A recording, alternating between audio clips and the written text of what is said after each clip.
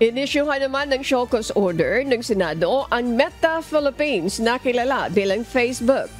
Bunso nito ng hindi pagdalo sa pagdinig ng Senado habang may issue ito sa paglaganap ng online gambling sa bansa.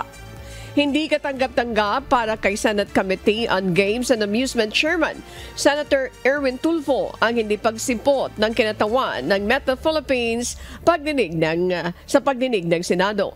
Ito ay sa gitna ng investigasyon ng mataas na kapulungan ng Kongreso sa paglaganap naman ng online gambling sa bansa, bunsod ng masamang epekto nito sa lipunan. Partikular na ito sa utos ng Bangko Sentral ng Pilipinas sa mga electronic o e-wallet app na tanggalin na ang mga link nito sa online gambling. Nawala na nga, inalista nga natin dito sa mga e-wallets, doon napunta sa kanila.